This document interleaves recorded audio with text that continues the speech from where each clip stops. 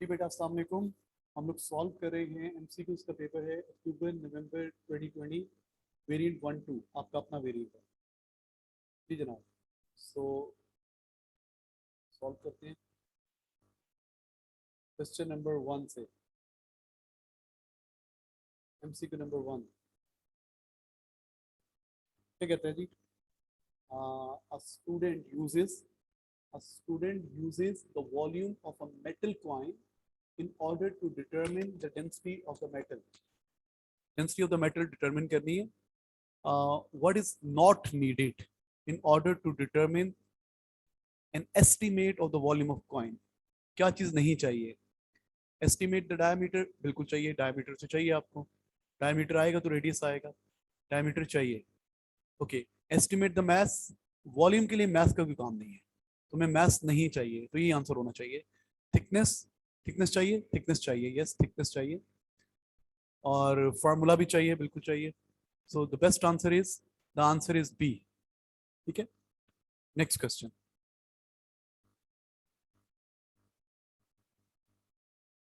Next कहते हैं the speed of waves on a stretched wire is given by the equation. या आपको equation given है, v is equal to T P power T power p and u power mu power q. It is the tension in the wire, mu is the mass per unit length of the wire. What are the values of p and q? p and q की values क्या होंगी? ठीक है जी, p and q की values निकालनी है। Okay, सो इसको हम करेंगे होमोजेनिटी से। यू नो, वेलोसिटी है, ये टेंशन है, ये मास पर यूनिट लेंथ है।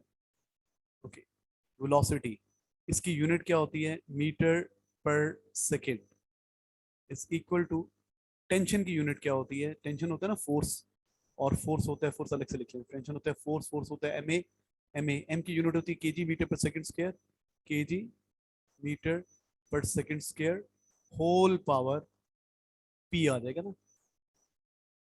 और म्यू क्या है? Mass per unit length.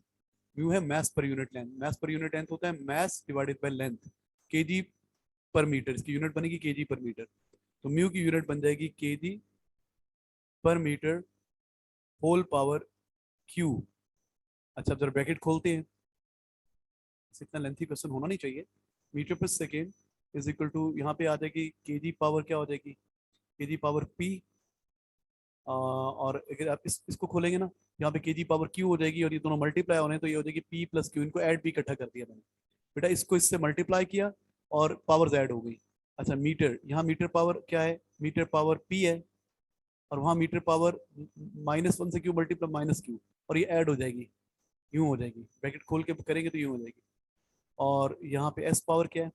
S power -2 P, ये चीज बन रही है। अब हम क्या करेंगे? लेफ्ट हैंड साइड की पावर्स को राइट हैंड साइड की पावर से कंपेयर करेंगे। यहाँ पे m है, यहाँ पे m p माइनस क्यू है। यहाँ पे s की पावर -1 है, यहाँ पे s की पावर -2p है। आप कहेंगे यहाँ तो kg है ही नहीं। तो बेटा जब kg नहीं है ना, तो उसका मतलब है यहाँ पे kg पावर क्या है? 0। बेसिकली क्या है? kg यहाँ पर है और इसकी पावर क्या है? 0 है। m की पावर 1 है, s की पावर -1 है, और यहाँ पे kg पावर क्या है? p plus Q. m power क्या है? p minus Q. और s पावर क्या है? -2p। ये, तो अब आप दोनों साइड्स की पावर को कंपेयर करें। ये -1 s की पावर यहाँ पर है ना, और यहाँ पे s की पावर क्या है? -2p। इन दोनों को इक्वल करते हैं, तो क्या हो जाएगा? -2p is equal to -1। तो p की वैल्यू आ जाएगी 1/2। p should be 1/2। अब क्यों निकालना है? ओके, p की वैल्यू आ चुकी है आपके पास, तो हमें पता है यहाँ पे kg पावर क्या है? p प्लस क्यू, और यहाँ पे kg पावर क्या है? 0। तो p plus Q is equal to 0। दूसरी इक्वेशन बनाने p की पावर को कंपेयर करें, और एक और कलर से करता हूँ। Now will compare the powers of किसकी पावर का कंपेयर करें? KG power. यहाँ पे केजी की पावर p प्लस क्यू है, यहाँ पे केजी पावर 0 है। तो हमें पता है p plus Q is equal to 0। Now substitute the value of p की वैल्यू कितनी आई थी? 1/2। q इज इक्वल टू 0, तो q क्या हो जाएगा? -1/2।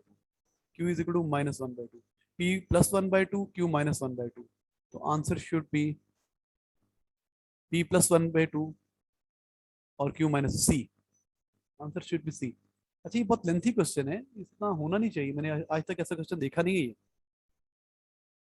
ओके, तो क्या करेंगे, होमोजेनिटी से करेंगे, पहले लेफ्ट हैंड साइड की यूनिट लिखी, फिर राइट हैंड साइड की यूनिट लिखी, फिर पावर्स को इक्वेट कर लिया। यहाँ पे ये देखो वेलोसिटी की क्या बन रही थी, कितना हुआ, यहाँ पे वेलोसिटी की पावर ये बन रही थी ना, मीटर पर सेकेंड, और यहाँ पे टेंशन थी, टेंशन टेंशन फोर्स होता है केजी मीटर पर second square whole power P, और म्यू क्या होता है, मास पर यूनिट लेंथ केजी पर मीटर, उसकी पावर क्यू आ गया। तो बेटा ब्रैकेट खोली, ब्रैकेट खोलने के बाद सबको अलग अलग किया, केजी को मीटर को सेकंड स्क्वायर को अलग अलग कर लिया, इनको कंबाइन कर लिया। यहाँ पे केजी पावर पी है, यहाँ पे केजी पावर क्यू है, तो ये बेसिस मल्टीप्लाई होंगे तो पावर ऐड हो जाएगी। यहाँ पे एम पावर पी है, यहाँ पे एम पावर माइनस क्यू है, ये आपस में मल्टीप्लाई होंगी तो पावर ऐड हो जाएगी, पावर ऐड हो गई। फिर कंपेयर किया, लेफ्ट हैंड की पावर और राइट हैंड साइड की पावर को इक्वेट कर लिया, ये आंसर आ गया। ठीक है, टू का सी है। नेक्स्ट आगे चल रहे हैं, एमसीक्यू नंबर 3 प्लीज। क्या कहता है, the diagram shows a force F P is horizontal component of F and at an angle theta to F. P is the horizontal component of F, तो पी किसके equal हो जाएगा, F cos theta, horizontal component है ना ये, P is the horizontal component of at an angle, तो P की value F cos theta है। Which graph best shows the variation of theta with the magnitude of P. Okay, जैसे जैसे ये angle कम होता जाएगा इस कंपोनेंट की वैल्यू बढ़ती जाएगी। देखो ना, रिजल्टेंट वेक्टर जिसके करीब होता है, फॉर एग्जांपल ये वेक्टर यूं है, एक कंपोनेंट ये बनता है, एक कंपोनेंट ये बनता है। अब इसी फोर्स का मैं छोटा एंगल कर दूं तो ये कंपोनेंट बड़ा हो जाएगा और ये कंपोनेंट छोटा हो जाएगा, और यूं कर दूं तो ये सारा हॉरिजॉन्टली बन जाएगा। तो बेटा जैसे जैसे एंगल कम होता जाएगा इसकी वैल्यू बढ़ती जाएगी, और जैसे जैसे ये जब एंगल 90 हो जाएगा, जब एफ यूं हो जाएगा, एफ यूं हो जाएगा, एफ यूं हो जाएगा, तो इसका हॉरिजॉन्टल कंपोनेंट जीरो हो जाएगा, इसका horizontal component will be zero. और जब ये बिल्कुल थीटा जीरो हो जाएगा, थीटा जीरो हो जाएगा, तो एफ किसके इक्वल हो जाएगा, पी के इक्वल हो जाएगा। तो आंसर क्या है चेक करते हैं, 0 डिग्री पे पी और एफ को इक्वल होना चाहिए और 90 डिग्री पे जीरो होना चाहिए। ए पे क्या है, मैक्सिमम से जीरो, ये आंसर हो सकता है। अब आंसर कौन सा होगा, कौन कौन से मैक्सिमम से जीरो पर आ रहे हैं, ए भी मैक्सिमम से जीरो पे आ रहा है और डी भी मैक्सिमम से जीरो पर आ रहा है। तो कंपोनेंट किसके इक्वल है, cos theta, F cos theta, P is equal to F cos theta. तो पी किसके इक्वल है बेटा, अगर हम ग्राफ बनाए ना, कोस थीटा का ग्राफ बनाए, पी बेसिकली किसके इक्वल है, एफ कॉस थीटा। और कॉस थीटा का जो ग्राफ होता है याद है आपको कैसा होता है, पीक से शुरू होता है, पीक से यूं बनता है। अगर यहाँ पे आपने क्या लिया हो, y is equal to cos theta लिया हो, y है यहाँ पे थीटा है, पीक से शुरू होता है ना, यहाँ से इसकी शेप ये होती है। तो इसकी शेप कौन सी होनी चाहिए, the best answer is A, the best answer is ए, का आंसर ए है। क्यों भाई, क्योंकि जब एंगल जीरो होगा तो पी एफ के इक्वल होगा, पी की वैल्यू मैक्सिमम होगी, हॉरिजॉन्टल कंपोनेंट मैक्सिमम होगा, और 90 डिग्री पे जीरो होगा, वो ए हो सकता था और डी हो सकता था। फिर हमने देखा कि कॉस थीटा का ग्राफ कैसा होता है, उसकी शेप कैसी होती है, तो उसकी शेप ऐसी होती है जैसे ये बनी हुई है ना, ये वाली शेप जो बनी हुई है, ये वाली शेप, इसकी शेप ऐसी होती है। नेक्स्ट क्वेश्चन बेटा, इसका आंसर क्या था, इसका ये आंसर था, 3 का ये। एमसीक्यू नंबर 4 क्या कहते हैं, a student wishes to measure the of distance of about 10 centimetre to a precision of 0.1 centimetre. बेटा फैन ऑफ कर दो please. A student wishes to measure a distance of about 10 centimeter to a precision of 0.1 centimeter, मतलब 10 के साथ precision इतनी होनी चाहिए, मतलब यूं आंसर होना चाहिए इसका, प्लस माइनस 0.01 होना चाहिए। तो कौन सा इंस्ट्रूमेंट सूट करेगा, विच मेजरिंग इंस्ट्रूमेंट, मीटर रूल का लीस्ट काउंट तो इतना होता है, मीटर रूल का लीस्ट काउंट होता है 0.1 सेंटीमीटर, है ना, और वर्नियर कैलिपर का लीस्ट काउंट कितना होता है, 0.01 सेंटीमीटर यहाँ तक, और माइक्रोमीटर स्क्रू गेज का आमतौर पे इतना होता है, ये होता है। तो ज्यादा अच्छा आंसर कौन सा रहेगा, माइक्रो वर्नियर कैलिपर रहेगा, क्योंकि वर्नियर कैलिपर का लीस्ट काउंट है, वर्नियर कैलिपर ये है मीटर रूल, और ये है स्क्रू गेज, तो यहाँ तक वर्नियर कैलिपर का लीस्ट, डी आंसर है। Next question, question number 6 please. हाँ जी, steel ball is dropped steel ball is dropped and falls onto a vertical height h. The time t taken for the fall is measured using light gates. Ball नीचे गिर रही है, यहाँ से ball नीचे गिर रही है, बॉल नीचे जा रही है, और आपने इस हाइट का टाइम रिकॉर्ड किया और लाइट गेट्स यूज किए. हाइट इतनी है, उसमें अनसर्टेनिटी इतनी है, टाइम इतना है, उसमें अनसर्टेनिटी इतनी है. The acceleration of free fall is g. What is the percentage uncertainty? g में परसेंटेज अनसर्टेनिटी नहीं आती. क्या करेंगे? सबसे पहले आप g को सब्जेक्ट बनाएंगे. g किसके इक्वल हो जाएगा? 2h over t square. अब g के फार्मूला में क्वांटिटीज क्या हो रही है? मल्टीप्लाई और डिवाइड हो रही है. जब भी क्वांटिटीज मल्टीप्लाई और डिवाइड होती है, इनके परसेंटेज एरर ऐड हो जाती है. We ignore the constants and power multiply the percentage error. तो क्या बन जाएगा? Percentage error in g is equal to percentage error in height plus 2 times percentage error in T square है ना. 2 को इग्नोर कर देंगे और ये पावर पीछे मल्टीप्लाई हो जाएगी. अब आपको परसेंटेज एरर निकालनी है. कैलकुलेटर चाहिए मुझे. परसेंटेज एरर इन एच कैसे होगा? परसेंटेज एरर इन H, partial H over H into 100 पर सॉल्व करो बेटा. 0.01 ओवर 4.05 इंटू 100. क्या आंसर आता है? 0.24%. ठीक है जी. अब इसको करेंगे, टी का निकालेंगे. Percentage error in T, percentage error in T क्या होगा? पार्शियल टी कितना है? 0.02 डिवाइडेड बाय 0.91 इंटू 100. अब 2 ओवर 0.91 भी कर सकते हैं. चलें करें. क्या आंसर आता है?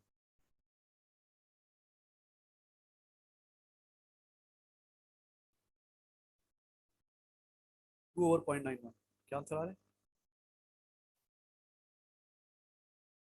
2.19. देखो लग रहा है 2 डिवाइडेड बाय 0.91. 2.19 से कह रहे हैं. ये हो गया 2.19. 2.19 यहाँ पे 2.19 आ जाएगा बेटा. 2.19 को मल्टीप्लाई करो 2 से और फिर 0.24 है. पहले इसको 2 से मल्टीप्लाई करो.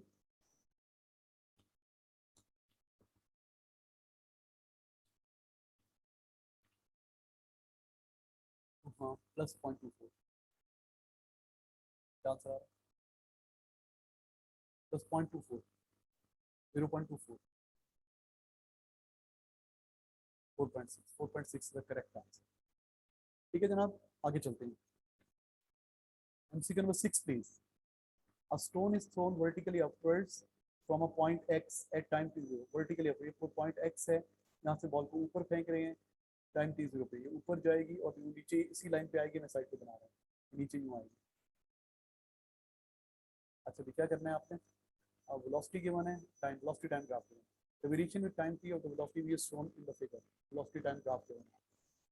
What is the displacement of the stone at 3 seconds? 3 second पे डिस्प्लेसमेंट बताएं. तो डिस्प्लेसमेंट कैसे निकालते हैं?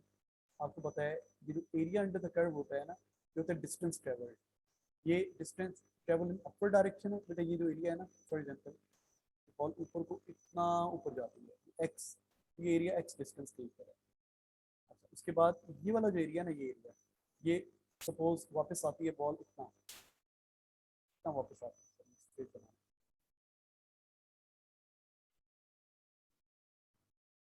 बॉल जो स्ट्रेट जाती है स्ट्रेट यहाँ तक आती है, बॉल यहाँ पहुँचती है. ये y डिस्टेंस है. ये जो y डिस्टेंस है, distance covered in downward direction, वो ये वाला है. तो आपने डिस्प्लेसमेंट बताना है ना. तो डिस्प्लेसमेंट क्या होता है? शॉर्टेस्ट डिस्टेंस फ्रॉम स्टार्ट, ये स्टार्ट है, स्टार्ट है और ये एंड है. शॉर्टेस्ट डिस्टेंस हमें ये बताना है. तो बेसिकली x में से y को माइनस करना है. तो x इस ट्राइंगल का एरिया क्या है? Half into base into height. ये 20 मीटर्स बन रहा है. और ये वाला एरिया, ये वाला एरिया क्या बन रहा है? हाफ इंटू बेस कितनी बन रही है? 1. और हाइट कितनी बन रही है? 10. 5 मीटर्स. तो 20 ऊपर को कवर किया, ये डिस्टेंस 20 है और ये डिस्टेंस 5 है. तो डिस्प्लेसमेंट कितना होगा? 20 माइनस 5, 15 मीटर. और ये x से अबव है, 15 मीटर अबव x. इसका ए आंसर होना चाहिए. कौन सा क्वेश्चन था ये? क्वेश्चन नंबर सिक्स, सिक्स का ये आंसर है, सही है जी। आगे चल रहे हैं। Question number 7 please. Question number 7. A mass of 5 kg is released from rest on a frictionless surface inclined at 30 degree to the horizontal. The air is specifically given. 5 kg mass है, slope है, नीचे आ रहा है. How far the mass travel in the time 0.8 seconds. 0.8 second में कितना नीचे जाएगा? तो आपको पता है इनिशियल वेलोसिटी कितनी है? 0. स्लोप के लॉन्ग एक्सेलरेशन कितना है? फ्रिक्शन लेस है, तो स्लोप के लॉन्ग एक्सेलरेशन वेट, जैसे वेट का कंपोनेंट होता है mg sin थीटा, तो वेट का कंपोनेंट mg sin थीटा होता है, तो एक्सेलरेशन क्या होता है? g sin theta, g sin theta, acceleration g sin theta के इक्वल है, g sin 30, g को 10 ले लेते हैं, g को 10 ले लेते हैं, 10 इंटू 0.5, तो इसका एक्सेलरेशन हो गया 5 मीटर पर सेकंड स्क्वायर नीचे की तरफ, और टाइम कितना है बेटा? Time is 0.8 seconds. हमें क्या निकालना है? डिस्प्लेसमेंट निकालना है। क्या लगेगा? Equation of motion, S is equal to UT, UT तो 0 हो जाएगा, plus half AT square, calculator उठा लो, 0 plus half into 5 into T कितना है? 0.8 का स्क्वायर, ये हो जाएगा 2.5 multiply by 0.64, 2.5 multiply by 0.64, answer 7 का 1.6, ए आंसर है, 1.6 आंसर आ रहा है बेटा, 1.6 metre, answer is A. Next बेटा एमसीक्यू नंबर 8। अच्छा मेरी बात सुनो, ये आप इसको लगा के देखो ना कि ये रुक तो नहीं रहा, ये वाला जूम पे अगर आप ऑन कर लेते हो, क्या सही आई नहीं रही है रिकॉर्डिंग कर, कौन सा है?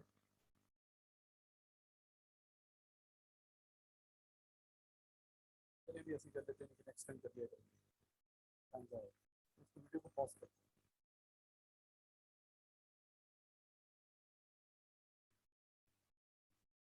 जी बेटा एमसीक्यू नंबर 8 कर रहे हैं। What is not a statement of Newton's law of motion? What is not the statement of Newton's law of motion? If body X exerts a force on body Y, then body Y exerts equal and opposite force on X. ये तो है Newton third law. If resultant force acts on a body, it has constant velocity. If no resultant force acts on a body, it has constant velocity. इसको कह सकते हैं वो जो second law है ना, when force is applied, acceleration is produced. नहीं, first law जो है, रुकी बॉडी रुकी रहेगी, चलती बॉडी यूनिफॉर्म वेलोसिटी से चलती रहेगी जब तक अनबैलेंस फोर्स एक्ट ना करे, लेकिन प्रॉपर स्टेटमेंट नहीं है। अभी आंसर बाकी पढ़ना की बात क्या है जी? The rate of change of momentum is proportional to resultant force, ये तो है स्टेटमेंट।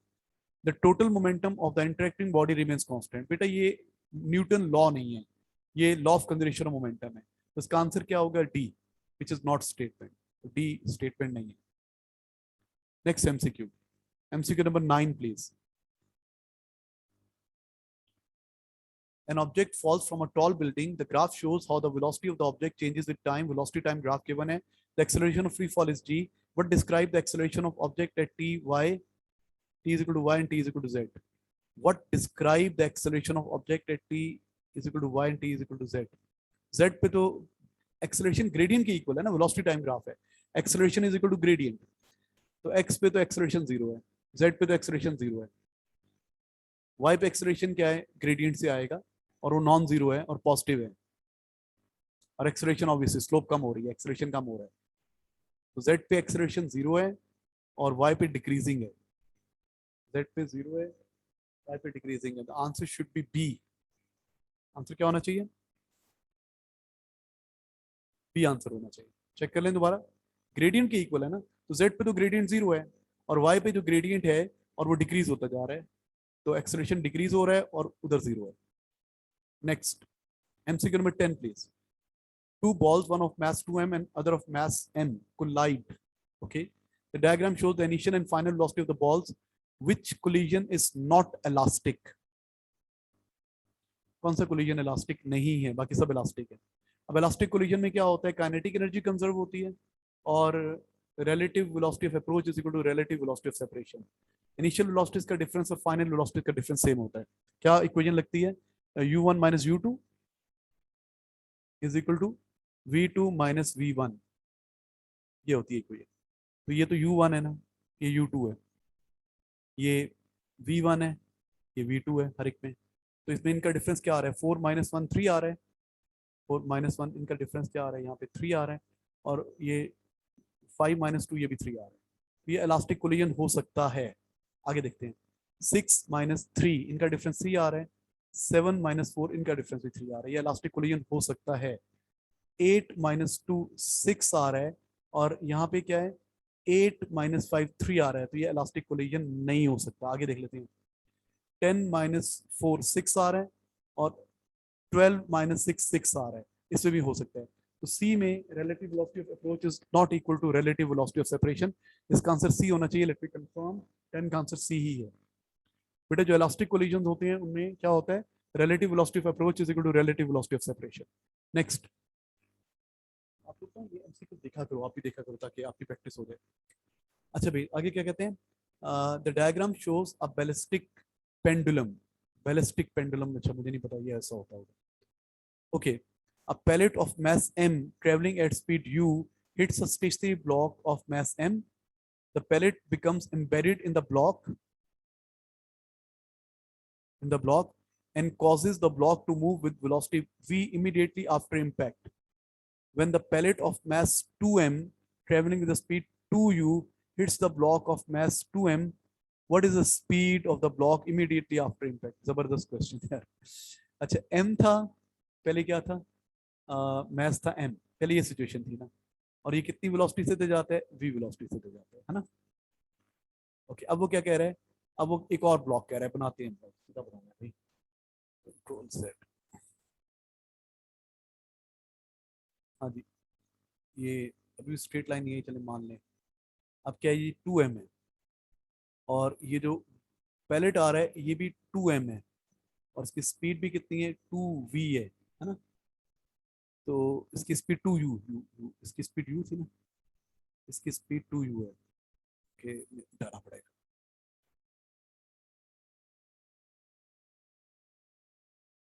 यहाँ पे स्पीड u थी, तो ये 2u है।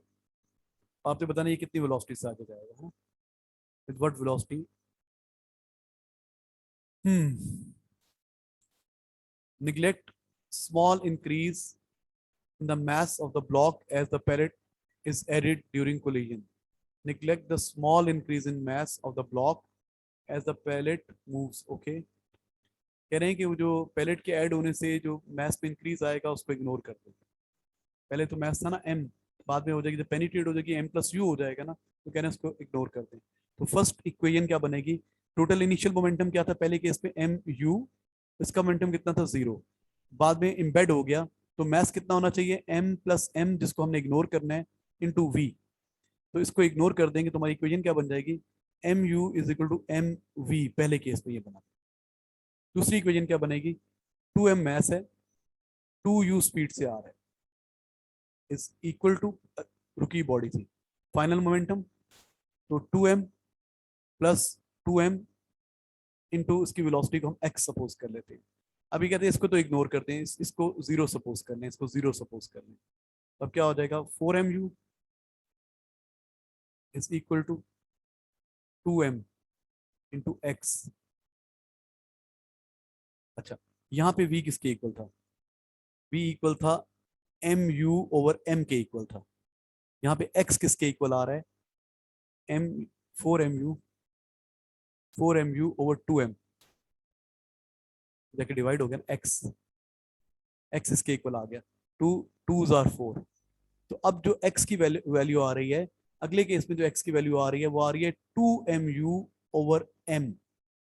बेटा अगर ये चीज v के इक्वल है, तो ये चीज किसके इक्वल होनी चाहिए, 2v के इक्वल होनी चाहिए, है ना, डबल है ना, mu ओवर m v के इक्वल है, तो 2mu ओवर m 2v के इक्वल होनी चाहिए। The answer should be C, 11 का सी आंसर है। ठीक है, 11 का क्या आंसर है, सी आंसर है। अगर आपको समझ में नहीं आया तो दोबारा देख सकते हैं इसको आप। देखो बेटा, मैं इसको इरेज कर रहा हूं सबको। हमने लॉ ऑफ कंजर्वेशन मोमेंटम लगाया, ये किसका क्वेश्चन बन गया है, law of conservation of minute इससे ज़्यादा मेरे साथ रेस हो नहीं सकता। जूम क्यों हो गया? मेरे को बटन दबा दी इससे जूम हो गया।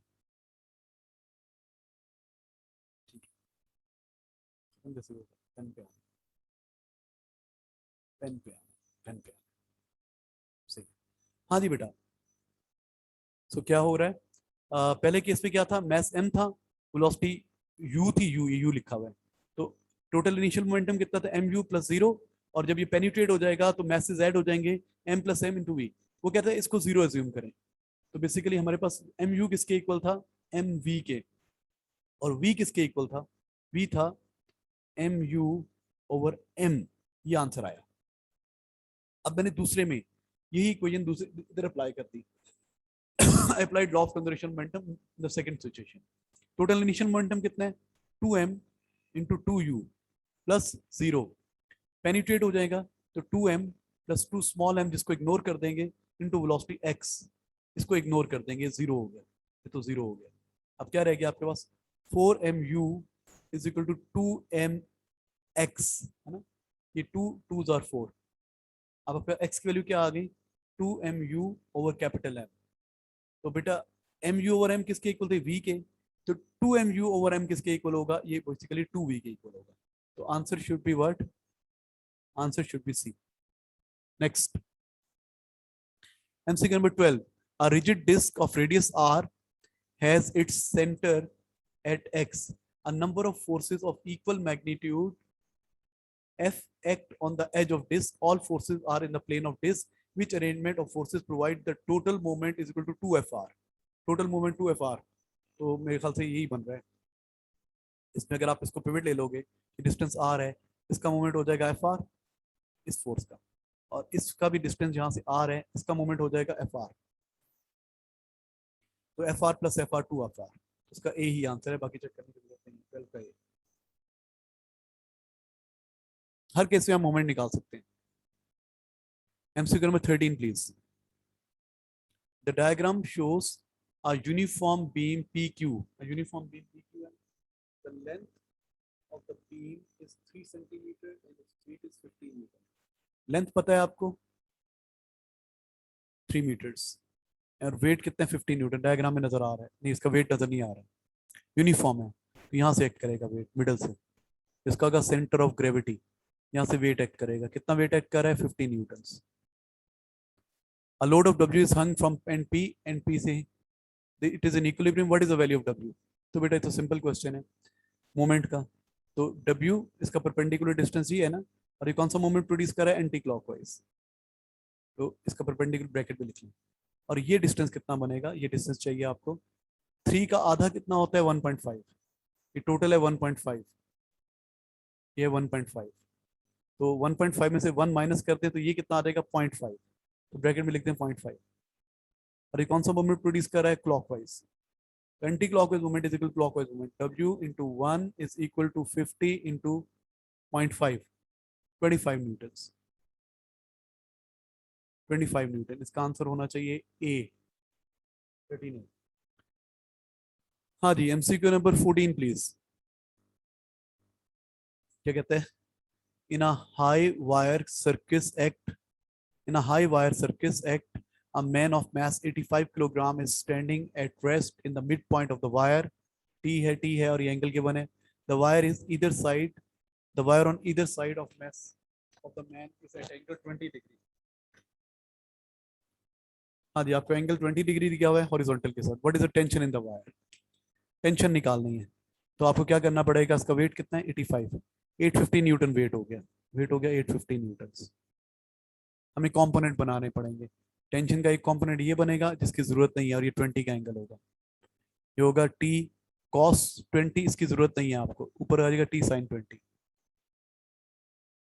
इसी तरीके से इस टेंशन का भी एक कंपोनेंट ये बनेगा जिसकी जरूरत नहीं है, टी कॉस 20, और ये ऊपर को बन जाएगा टी साइन 20।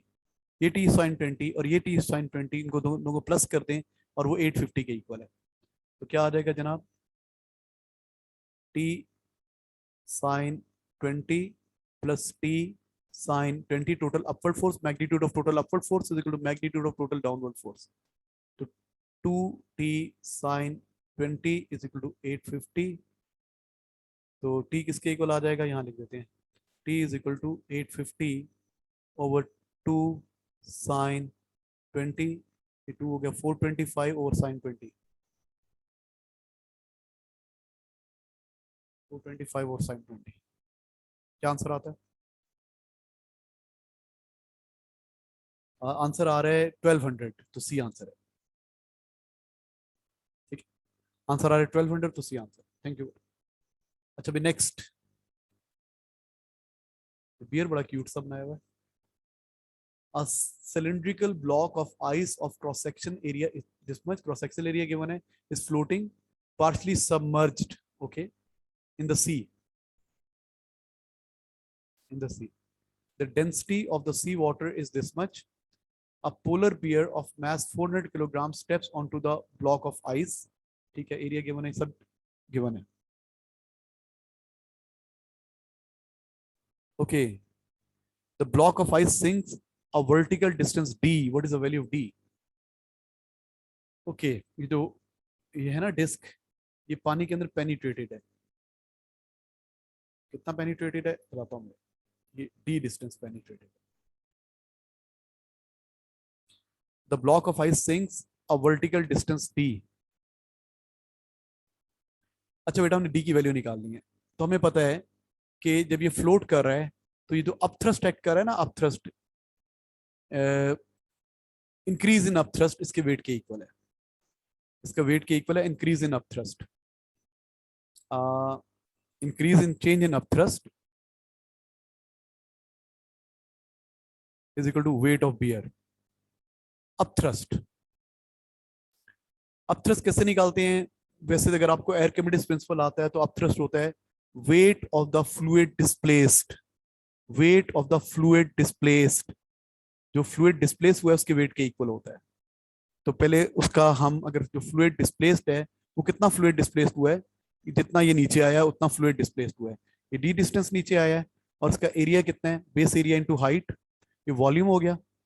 वॉल्यूम पता है आपको, इतना वॉल्यूम डिस्प्लेस हुआ है। इस वॉल्यूम का मुझे वेट चाहिए, तो पहले मुझे क्या निकालना पड़ेगा, मैस। आपको पता है डेंसिटी होता है मैस ओवर वॉल्यूम, तो मैस किसके इक्वल होता है, डेंसिटी इनटू वॉल्यूम, और W equal to M ji weight होता है। तो डेंसिटी कितनी थी, 1020,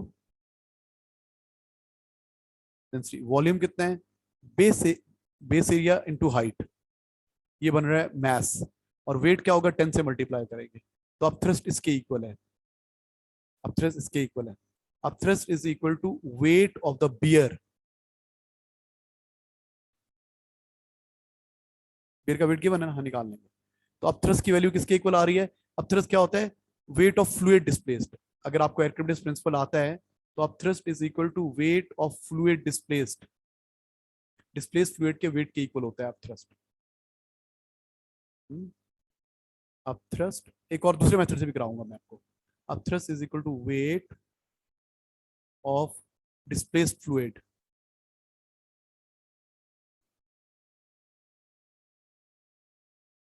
अब डिस्प्लेस्ड फ्लूइड का वेट क्या है, मैस, तो आपने ये लिख लिया, ये मैस आ गया इसका मैस, तो जी से मल्टीप्लाई करेंगे। मैस होता है डेंसिटी इनटू वॉल्यूम। डेंसिटी पानी की कितनी है, पानी को डिस्प्लेस किया है ना, पानी की डेंसिटी गिवन है आपको। वॉल्यूम कैसे निकालेंगे, बेस एरिया इनटू हाइट, जितना ये डिस्क पानी में पेनिट्रेट हुई है बेस एरिया इनटू हाइट ये आ जाएगी। तो इसका वेट क्या बनेगा, वेट इसको 10 से मल्टीप्लाई कर देंगे, 1020 इंटू 12 इंटू डी इंटू 9 जी, जी से मल्टीप्लाई कर देंगे। तो अब मैं इक्वेशन, ये इक्वेशन सॉल्व कर रहा हूँ, कौन से वाली, ये वाली इक्वेशन, ये वाली इक्वेशन। अब थ्रस्ट क्या आया हमारे पास, अब थ्रस्ट आया है 1020 into 12 into D into G, weight में चेंज करने के लिए, is equal to polar bear का वेट। पोलर बियर का वेट क्या है, 400 इंटू जी, जी से कैंसिल हो जाएगा, तो 400 पे डिवाइड हो जाएगा 12 इंटू दिस, तो डी की वैल्यू आ जाएगी 400 डिवाइडेड बाय 12 इंटू 1020, तो आंसर आता है 0.32, सॉरी 3.3 सेंटीमीटर। चेक करता हूँ, एमसीक्यू 15, हमारा आंसर मीटर में आएगा, 15 का भी है, बिल्कुल ठीक है। तो हमारा आंसर आएगा 3.3 इंटू 10 पावर -2 आएगा ना, तो जब आप इसको मीटर में चेंज, सेंटीमीटर में चेंज करेंगे तो ये आंसर आ जाएगा। The answer is this. एक तो ये मेथड है।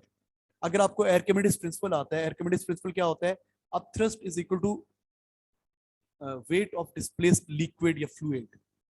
तो इंक्रीज इन अप थ्रस्ट इसके इक्वल है, जब बियर खड़ा होगा तो वो पानी में और पेनिट्रेट हो जाएगी।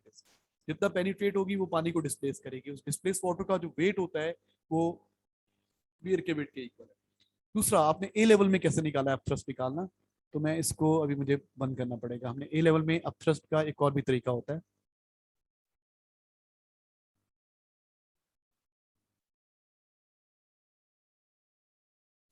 सारा इरेज नहीं हो रहा, इसको इरेज कैसे करूँ, इरेजर निकाल देता हूँ। फिर इस इरेजर, ये इरेजर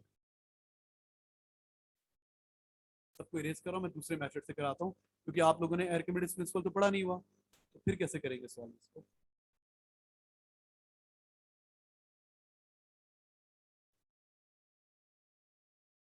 ये इक्वेशन तो लगेगी, increase in upthrust is equal to weight of wear.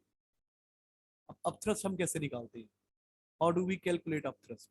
A level में अप थ्रस्ट कैसे होता है, upthrust is equal to pressure at top minus pressure at bottom, pressure difference into area. याद है आपको, pressure difference, bottom पे कितना pressure है,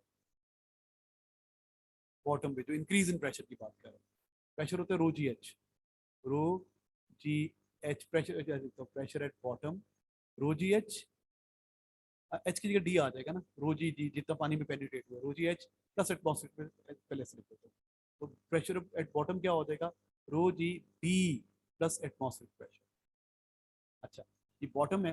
pressure at top, pressure at top क्या है, atmospheric pressure, pressure top atmospheric pressure. What is difference in pressure, ये pressure at top है, प्रेशर डिफरेंस कितना निकलेगा, pressure difference is equal to pressure at bottom minus pressure at top.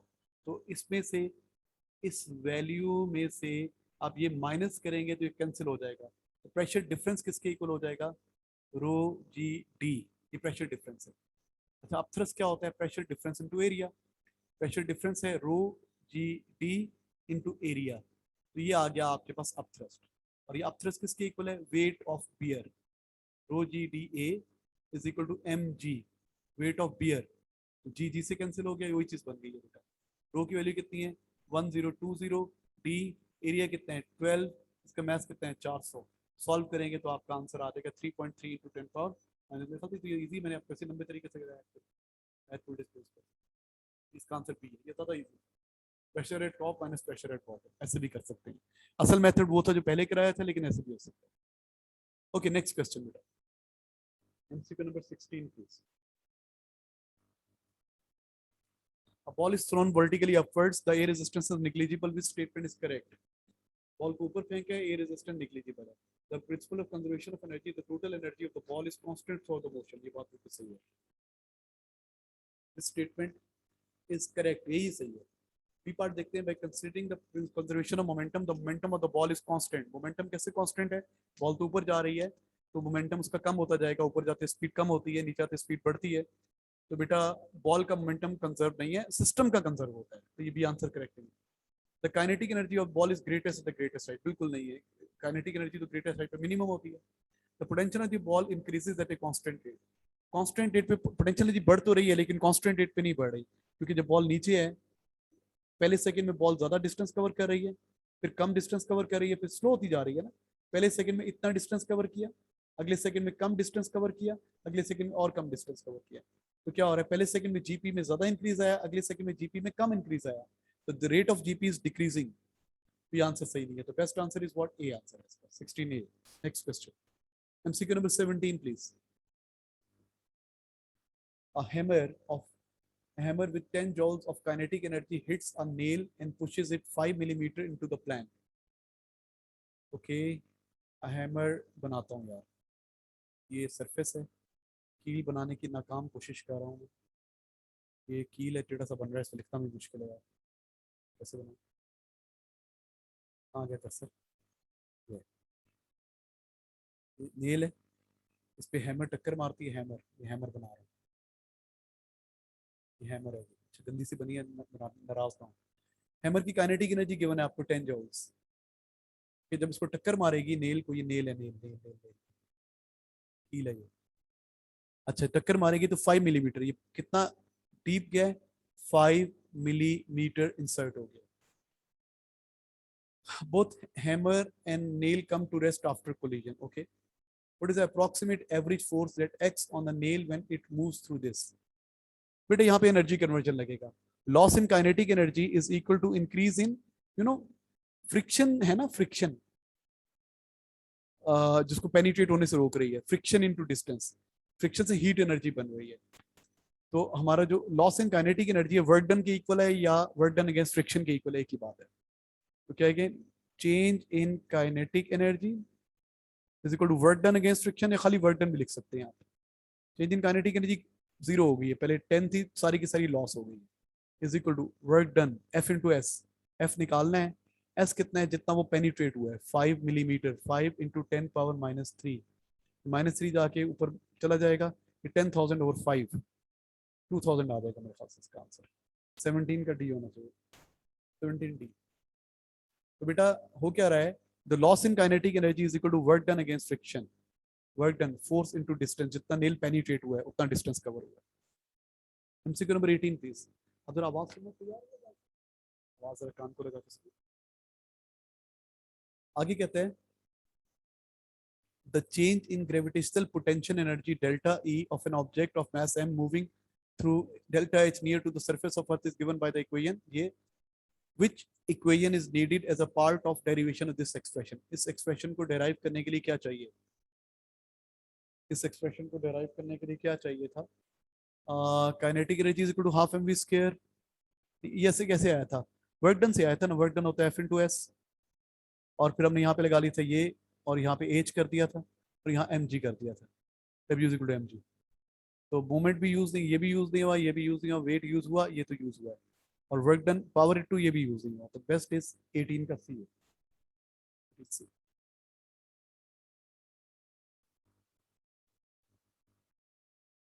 MCQ number 19. A racing car has output power 300 kilowatt. Output power given. When traveling at a constant speed of this much, what is the total resistive force? So ऐसे question आने चाहिए. Power is equal to applied force into velocity. जब car uniform velocity से जा रही है, इस तरफ को जा रही है, तो जितनी इंजन की अप्लाइड फोर्स है उतनी रेजिस्टिव फोर्स है. तो अप्लाइड फोर्स और रेजिस्टिव फोर्स इक्वल है. ठीक है, तो ये क्या है, 300 किलो है ना, तो एक 3 जीरो और लगा दें. फोर्स निकालनी है, वेलोसिटी 60 है, 60 जाके डिवाइड होगा, ये जीरो इस जीरो से कट गया, 6 5 30, 500, सॉरी 500 के 5000, 5000. आपकी फोर्स की वैल्यू आ रही है 5000 न्यूटन या 5 किलो न्यूटन. 19 का ये होना चाहिए, 19 है, यस सही. एमसीक्यू में 20 प्लीज. क्या कहते हैं जी, a mass of 60 grams is suspended from a spring and a distance from the bottom of the spring to the floor is measured to be 6.4. नहीं समझ में आया, क्या कहते हैं, ड्रॉ करते हैं. एक स्प्रिंग है, इसके साथ एक मैस हैंग हुआ है 60 ग्राम्स का, from a spring, and the distance from the bottom of the spring to the floor is measured. Bottom of the spring, ये जी बॉटम ऑफ द स्प्रिंग, और यहाँ पे फ्लोर बना लेते हैं, फ्लोर. ये जो डिस्टेंस है ना, ये जो डिस्टेंस है कितना कह रहा है, 16.4 cm. विजुलाइज किया क्वेश्चन को. अच्छा अब वो कहते हैं the mass is replaced with 100 gram. अब 100 ग्राम मैस रिप्लेस कर दिया, इसकी जगह मैस चेंज कर दिया, 100 ग्राम का लगा दिया. तो अब जब 100 ग्राम लगाएंगे तो ऑब्वियसली बॉटम ऑफ स्प्रिंग नीचे आ जाएगा. 100 ग्राम का चले सपोज यहाँ पर आ जाएगा, ये 100 ग्राम रेड से बना रहा हूँ. तो जब ये 100 ग्राम का मैस हैंग होगा तो स्प्रिंग ज़्यादा खिंच जाएगा. The distance from the bottom of the spring is now 12.6. अब जो डिस्टेंस है ना, ये जो डिस्टेंस है, ये रेड से लिख रहा हूँ, पहले 16.4 था, अब 12.6 है. What is spring constant? Spring constant क्या होता है, F इज इक्वल टू के ही होता है ना, तो K is equal to F over E, या K हो सकता है change in F over change in E. Change in F क्या है, पहले 60 था, फिर 100 हो गया। Delta M G, change in F क्या है? डेल्टा एम जी, वेट का डिफरेंस। और चेंज इन एक्सटेंशन कितनी है? पहले 16.4 थी, अब 12.6 है। 16.4 माइनस 12.6, 8, और ये आ जाएगा 4, 4 नहीं, 3, 3.8 सेंटीमीटर, 3.8 आ जाएगा। 16.4, 3. क्या आ जाएगा? 10। डेल्टा एम कितना आ रहा है? Your internet connection is unstable. आ रही है वीडियो? देखो, चेंज इन मैथ कितना आ रहा है? 40 ग्राम्स। केजी में चेंज करना है, इंटू 10 पावर माइनस 3, 1000 पे डिवाइड कर दिया। जी की वैल्यू कितनी है? 9.81 divided by what is change in extension? 3.8 into 10 power minus 2। तो हम क्या करेंगे बेटा? Change in force, change in force change in weight के इक्वल है। चेंज इन वेट कैसे निकालेंगे? 100 माइनस 60, 40 ग्राम, ग्राम को केजी में चेंज करना है, 1000 पे डिवाइड कर दिया। ये 1000 पे डिवाइड कैसे लिख दिया? ये एम है, इंटू जी 9.81, और चेंज इन एक्सटेंशन कितनी? 3.8 इंटू 10 पावर माइनस 3। इसको सॉल्व करेंगे तो आंसर आएगा, क्या आंसर आ रहा है? ओके, इसका आंसर आ रहा है 10.3, सी आंसर आ रहा है। एमसीक्यू 20 का सी, यस शाबाश। चलिए वीडियो भी, चलिए।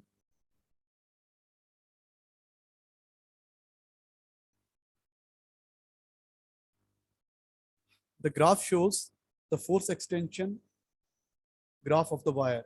Force extension graph given है आपको। The wire already extend, इसको मैं जरा zoom out करता हूँ ज़्यादा, ठीक है। आगे कहते हैं force extension graph given है आपको। The wire is already extended by 60 Newton. Extended by a force of 60 Newton. How much work is done to increase the extension by 2 millimeter?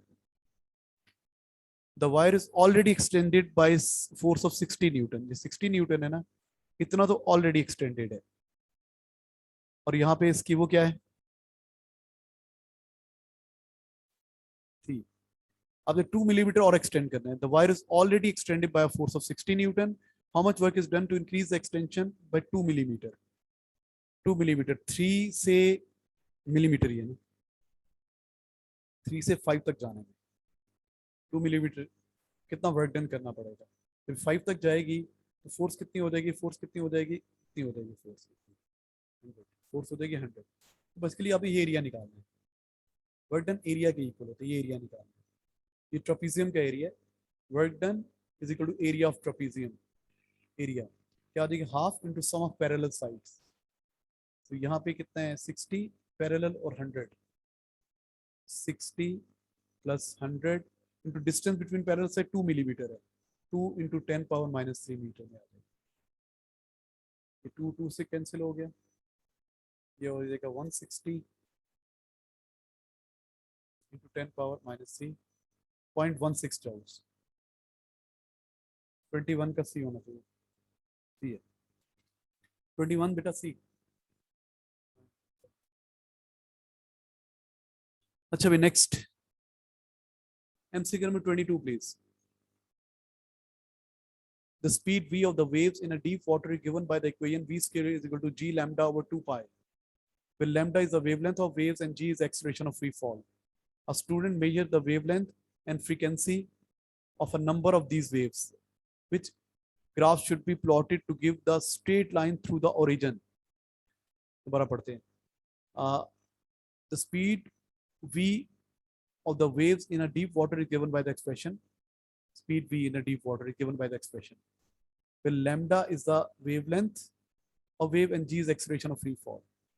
A student measures the wavelength and frequency of the number of waves. ये तो variable होने चाहिए ना। Wavelength and frequency. The student measures wavelength and frequency of a number of these waves, which graph should be plotted to give a straight line through origin.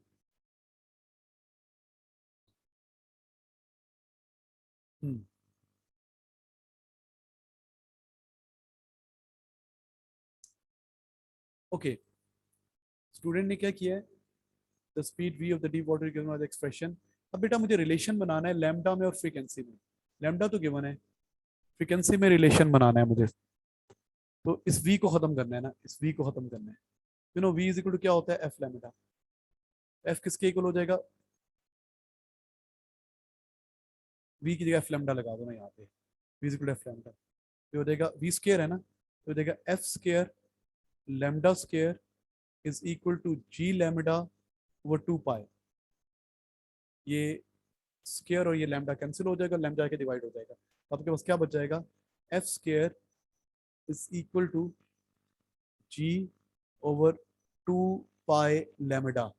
अब ये चीजें तो constant है, तो F is inversely proportional to 1/लैम्डा। तो अगर हम यहाँ पे ले लें, इसको पढ़ने के दो तरीके हैं ना, F is inversely proportional to lambda या F is directly proportional to 1/लैम्डा। तो यहाँ पे मैं ले लूँ एफ स्क्वायर और यहाँ पे ले लूँ 1/लैम्डा, तो ग्राफ कैसा बनेगा, straight line passing through region. The answer should be D. तो बेटा हमने ग्राफ किस में बनाना है, जो वेरिएबल्स में बनाना है। लैम्डा वेरिएबल है, यहाँ पे क्या क्या वेरिएबल है, लैम्डा वेरिएबल और फ्रीक्वेंसी वेरिएबल है, इनको वेरिएबल रखना है। तो आपने इक्वेशन में लैम्डा और एफ लेके आना है। तो लैम्डा ऑलरेडी था, एफ की जगह पे लिख दिया, v is equal to F lambda होता है, सॉल्व किया तो ये एक्सप्रेशन बन गया। नेक्स्ट बेटा MCQ number 23 please.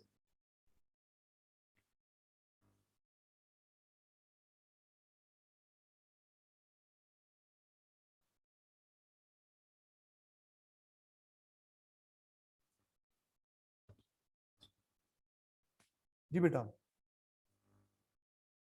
MCQ number 23।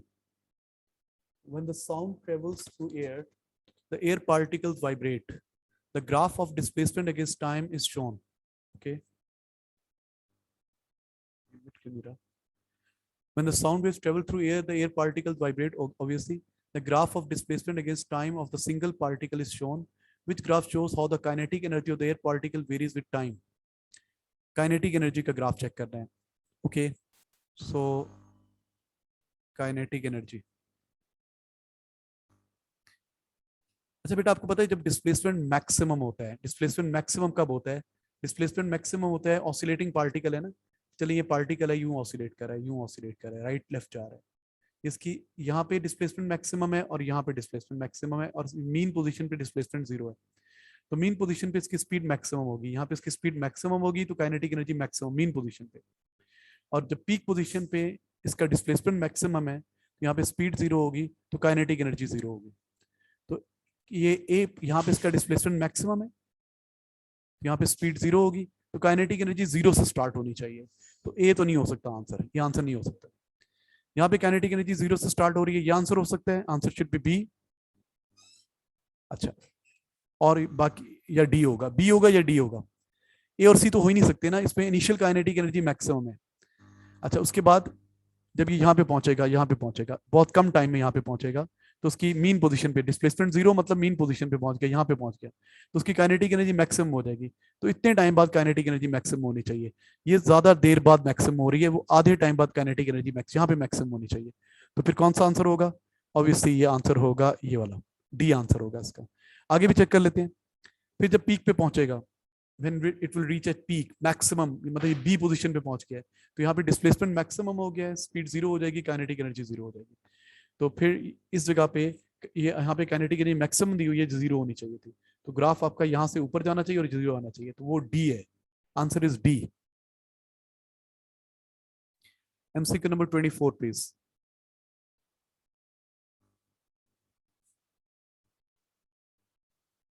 Tuning.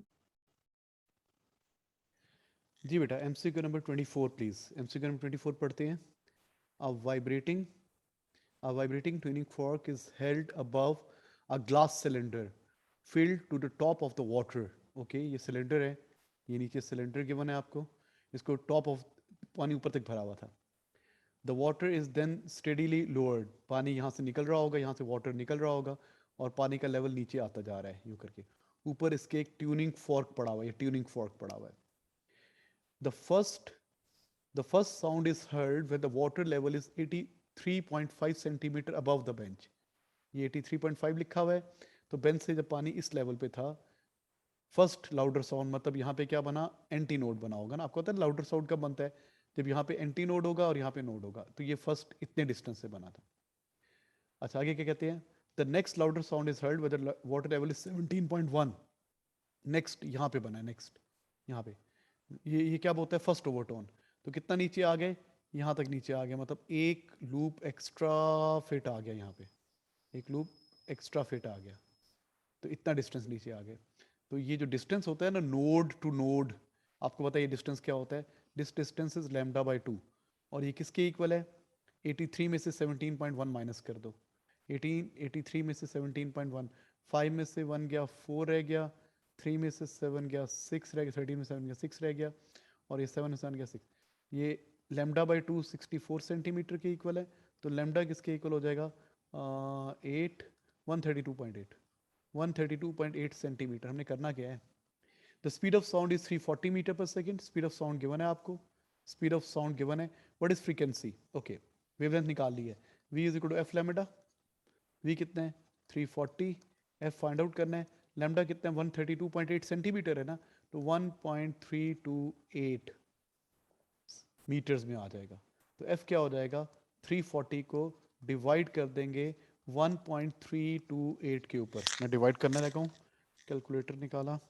340 divided by 1.328, it gives 256 almost। अब ऐसा आंसर है 256, बी आंसर है जी, 24 का बी आंसर है, बी 256, ठीक है। अच्छा बेटा next question 25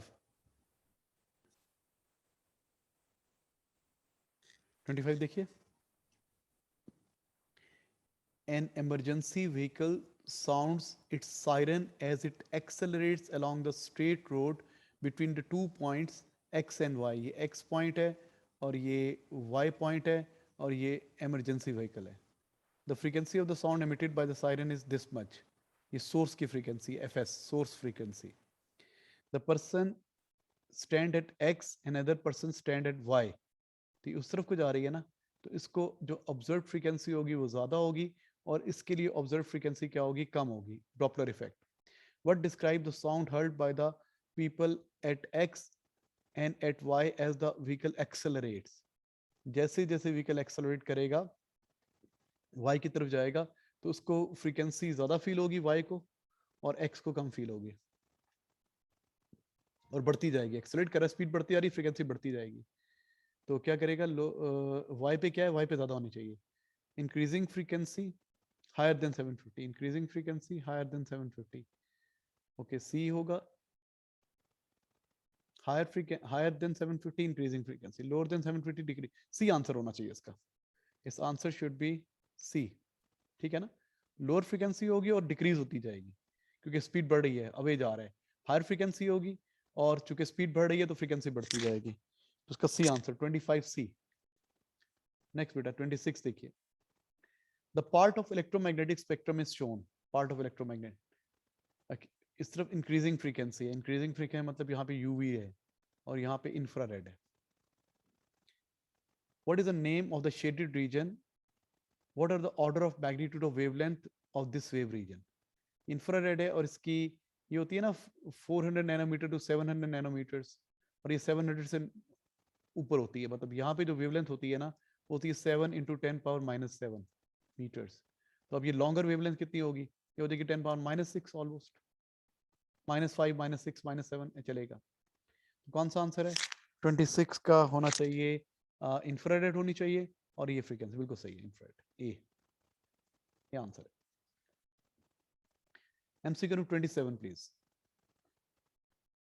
3 waves shown in the diagram have same amplitude and frequency but different phase, ठीक है 3 waves हैं, they are added together to give a resultant wave, in which of these the resultant wave is zero, किस में resultant wave zero होगी, 3 waves हैं किस में resultant zero होगा, ओके तो अब आपने क्या चेक करना है, रिजल्टेंट डिस्प्लेसमेंट पहले यहाँ पे निकाल लेना, कहाँ पे निकालें, यहाँ पे निकालते हैं, इस पॉइंट पे निकालते हैं, अगर जितना ये नीचे है फॉर एग्जांपल ये है नीचे -3 तो ये ऊपर है +3, ठीक है, एक तो जीरो से गुजर रही है ना, एक का डिस्प्लेसमेंट जीरो है, एक का -3 है, एक का +3 है, तो रिजल्टेंट का जीरो ही आएगा।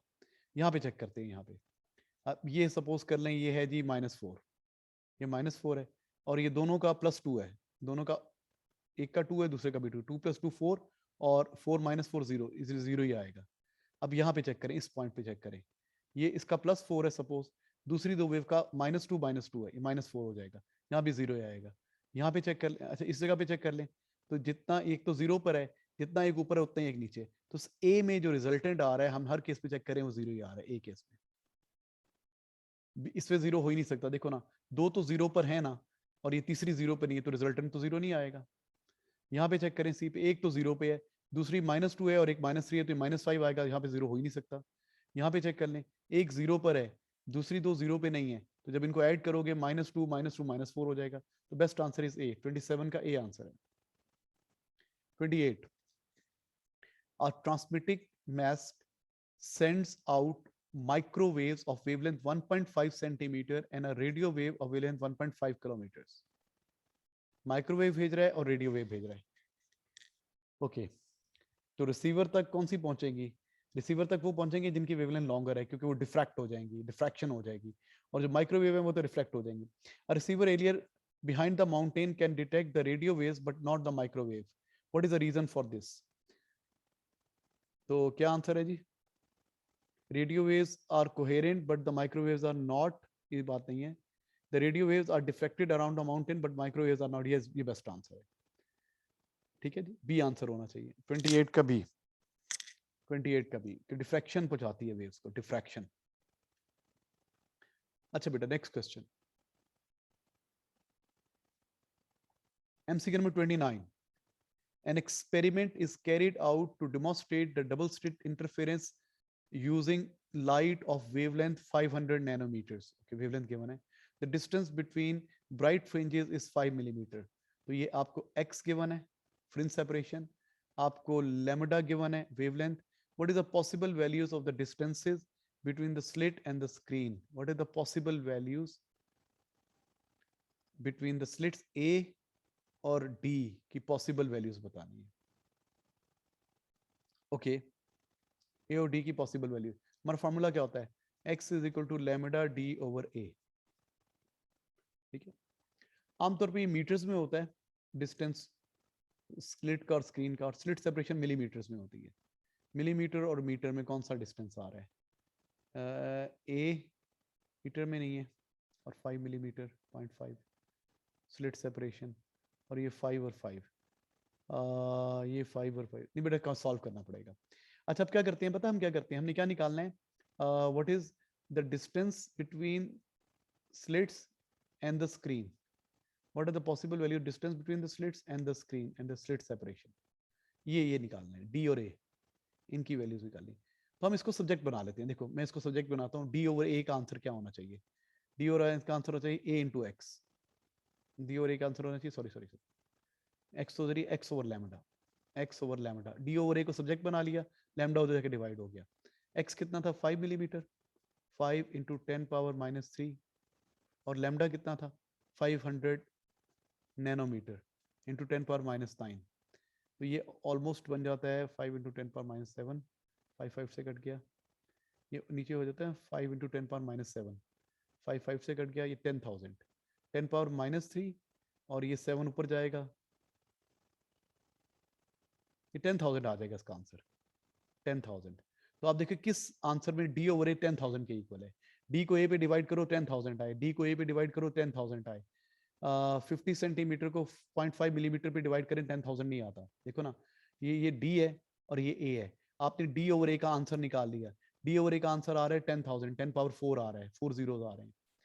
10,000 किस पे आंसर आता है? 50 सेंटीमीटर को इस पे डिवाइड करो तो ये 10,000 नहीं आता जनाब, इसको डिवाइड करें 10,000 नहीं आता, 50 सेंटीमीटर को 5 मिलीमीटर नहीं आता, 5 को इस पे डिवाइड करें 10,000 आता है। ये चेक करते हैं, 5 divide by this C, 5 metre over 0.5 milli होता है 10 पावर -3, -3 ऊपर चला जाएगा, बचेगा 5,000 डिवाइड बाय 0.5, ये 10,000 आ रहा है, 29 का सी होना चाहिए। तो बेटा पॉसिबल वैल्यूज पूछी है ना, फार्मूला होता है x equal to lambda D over A, तो डी ओवर ए की पॉसिबल वैल्यूज निकालनी है। तो मैंने क्या किया, डी ओवर ए को सब्जेक्ट बना लिया, इसका आंसर आ रहा है 10,000। अब यहाँ पे डिवाइड करके देख लें, इस डी की वैल्यूज को ए पे डिवाइड करके देख लें, किस केस पे 10,000 आंसर आ रहा है, वो सी में आ रहा है। ठीक है, next question MCQ number 30. Light of single frequency is incident on a diffraction grating. 7 bright spots are observed on a screen. 7 bright spots observe किए। तो ये diffraction grating बना लेते हैं, लाइट आ रही है, स्क्रीन यू बना लेते हैं। 7 का मतलब एक तो दरमियान में होगा, तो 1 2 3 ऊपर होंगे और 1 2 3 नीचे होंगे, 7 हो गए। Which change will result in increase in number of bright spots? Bright spot ज्यादा चाहिए आपको, n ज्यादा चाहिए ना, n ज्यादा चाहिए। फार्मूला क्या होता है, d sin theta is equal to n lambda, you need more n, n ज्यादा चाहिए। ओके तो क्या करें, d को बढ़ा दें या n को सब्जेक्ट बनाओ ना। n is proportional to d, n is inversely proportional to lambda. Increase the distance between the grating and screen, no. Increase the frequency of light, frequency बढ़ाएंगे तो वेवलेंथ कम हो जाएगी, वेवलेंथ कम हो जाएगी, वेवलेंथ कम हो जाएगी, वेवलेंथ कम हो जाएगी, तो ये ज्यादा हो जाएगी, आंसर हो सकता है बी। आगे देखें, इंक्रीज द इंटेंसिटी से कोई फर्क नहीं पड़ेगा, इससे भी नहीं पड़ेगा। Increase the number of lines पर मीटर, नंबर ऑफ लाइंस पर मीटर मतलब 1 n बढ़ाएंगे, n तो n बढ़ाएंगे तो d कम हो जाएगा, और जब d कम हो जाएगा तो n कम हो जाएगा, नहीं हमें n बढ़ाना है, तो best answer is what, B. Ticket का बी होना चाहिए। MCQ number 31. A molecule behaves as an electrical dipole consisting of two equal point charges of opposite sign separated by a distance. ये dipole है, ऊपर negative charge है, नीचे positive charge है, dipole, electric dipole. The molecule moves with a constant horizontal velocity as it enters the field. The positive and negative charges of the molecule enter the field at the same time. What describe the effect of electric field on the velocity of molecule? Velocity of molecules को तो कुछ नहीं करेगा ना, देखो ना, अगर negative charge पे फोर्स लगेगी फील्ड के ऑपोजिट, ये यू फील्ड है ना, तो ऊपर पॉजिटिव प्लेट है, फील्ड तो यूं बनता है ना, नीचे नेगेटिव प्लेट है, तो जितनी फोर्स इस मॉलिक्यूल पे नीचे को लगेगी उतनी फोर्स नेगेटिव पे ऊपर को लगेगी, पता पॉजिटिव चार्ज पे जितनी फोर्स लगेगी उतनी, तो बैलेंस हो जाएगी, तो वर्टिकल फोर्सेस बैलेंस्ड हो जाएंगी, तो क्या करेगा, वर्टिकल कंपोनेंट ऑफ वेलोसिटी तो जीरो ही रहेगा, और ये हॉरिजॉन्टल यूनिफॉर्म वेलोसिटी से चलता रहेगा। तो क्या होना चाहिए, हॉरिजॉन्टल वेलोसिटी कांस्टेंट रहेगी और वर्टिकल वेलोसिटी जीरो रहेगी, तो आंसर शुड बी, आंसर क्या होना चाहिए, बी होना चाहिए आंसर। हॉरिजॉन्टल वेलोसिटी कांस्टेंट क्योंकि there is no horizontal force, और वो तो जीरो ही रहेगी, B answer. MCQ number 32 please. Two parallel metal plates are connected to a battery and negligible internal resistance. Okay, दो plates हैं, ये बैटरी है, ये पॉजिटिव है, ये नेगेटिव है, इंटरनल रेजिस्टेंस कोई नहीं है, इससे पॉजिटिव चार्ज आएगा, इस पे नेगेटिव आएगा।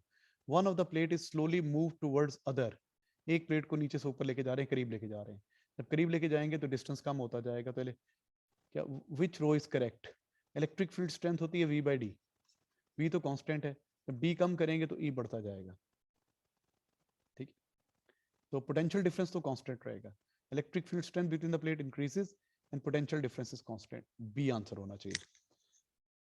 32 इलेक्ट्रिक फील्ड, हम डिस्टेंस बढ़ा रहे हैं कम कर रहे हैं,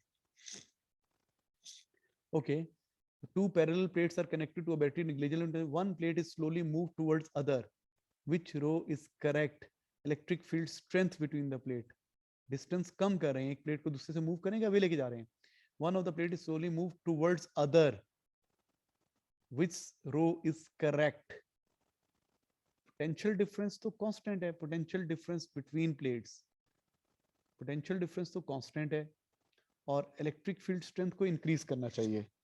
मार्किंग स्कीम क्या कहती है, मुझे कंफर्म करने दो, इधर मैंने जो हाथ से लिखा हुआ आंसर गलत लग रहा है मुझे, वेट अ सेकंड प्लीज, मैं चेक करके बताता हूँ आपको, वेट, जी बेटा इसका आंसर बी ही है, सही कर रहे हैं, जैसे जैसे डिस्टेंस कम होता जाएगा, as the distance decreases distance कम होता जाएगा, प्लेट्स को करीब लेके आएंगे तो इलेक्ट्रिक फील्ड स्ट्रेंथ बढ़ जाएगी और पोटेंशियल डिफरेंस तो कांस्टेंट रहेगा ना। वो तो वोल्टेज बैटरी की डिपेंड करता है, बैटरी की वोल्टेज कांस्टेंट है तो इन प्लेट्स के दरमियान पीडी कांस्टेंट है। ठीक है, एमसीक्यू नंबर 33 प्लीज।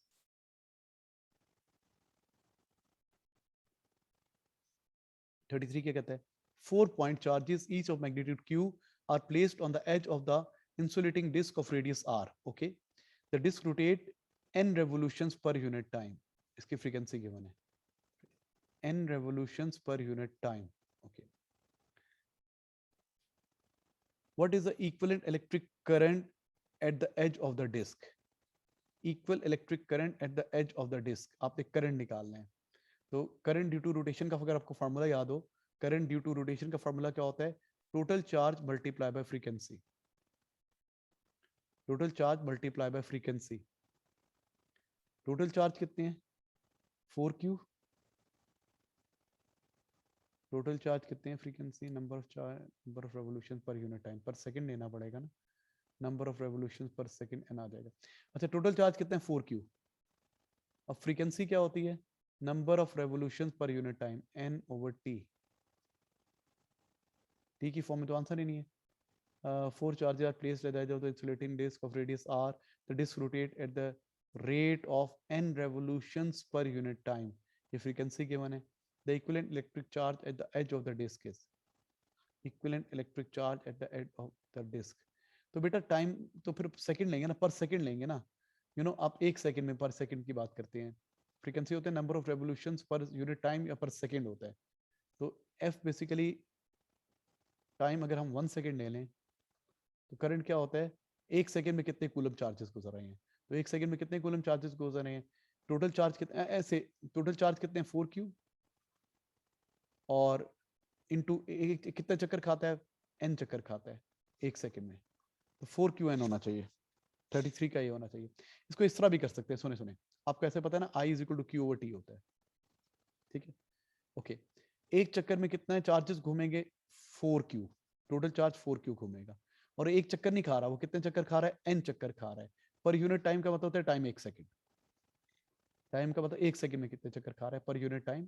टाइम हमने एक सेकंड ले लिया तो 4qn आ गया। ऐसे भी कर सकते हैं, नहीं तो q इंटू एफ, 4q, और फ्रीक्वेंसी है नंबर ऑफ रेवोल्यूशन पर सेकंड करेंगे ना, तो ये टाइम 1 सेकंड ले लेंगे तो 4qn हो जाएगा। 33 का ये। 34, in a circuit shown a fixed resistor X is connected in series with the battery and variable resistor. The power dissipated in the resistor X is 7.2. इसकी 7.2 watts power है। When the current is 3 ampere, current 3 ampere है, passes through it. The variable resistor adjusted so that the power dissipated in X increases by 50%. इस पे 50% power increase कर गई, 50% power increase कर गई।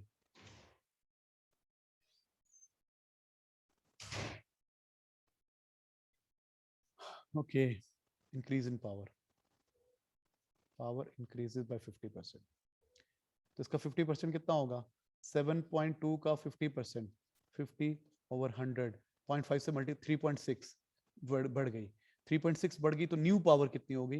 What is the new power? मैं लिखता हूँ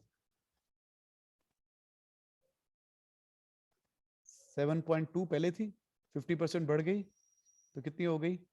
10.8 वॉट्स पावर हो गई। What is the new current? अच्छा, पहले इसकी रेजिस्टेंस कांस्टेंट है ना, पहले इसकी रेजिस्टेंस निकालो। आपको करंट भी पता है, पावर भी पता है। P is equal to V I. यहाँ पे लगेगा फार्मूला, यहाँ पे लगेगा formula P is equal to V I. P is equal to V I. क्या थी पावर जी? 7.2। वोल्टेज पता नहीं, हमने क्या रेजिस्टेंस निकाली? P is equal I square R भी तो होता है ना, ये I square 3 square into R, 9 से डिवाइड हो जाएगा, तो R is equal to 72 over 9, 0.8 ohms।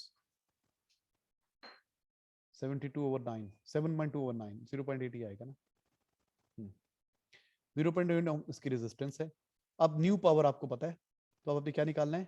Current निकालना है। दोबारा फॉर्मूला लगा दे, P is equal to I square R. P कितना है? 10.8, आई स्क्वायर पता नहीं, R कितना है? 0.8। तो 10.8 को 0.8 पे डिवाइड करें, स्क्वायर रूट ले लें, 10.8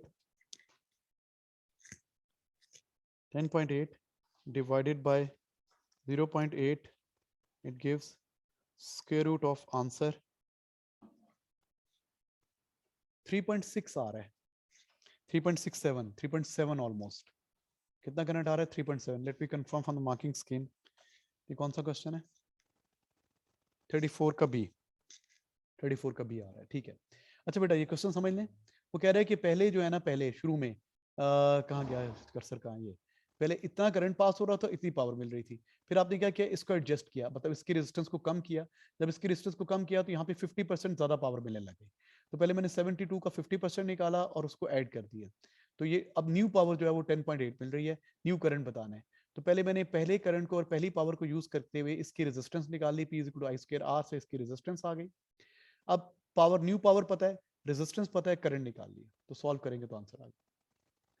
एमसीक्यू में 35 प्लीज. एमसीक्यू में 35 क्या कहता है? A resistor and a filament lamp are connected in series with a power supply. IV characteristic of a resistor and a lamp are shown. IV characteristic given है, voltage graph. The potential difference across resistor is 3.3 volt. 3.3, ये 3 है, 3.2, 3.3 ये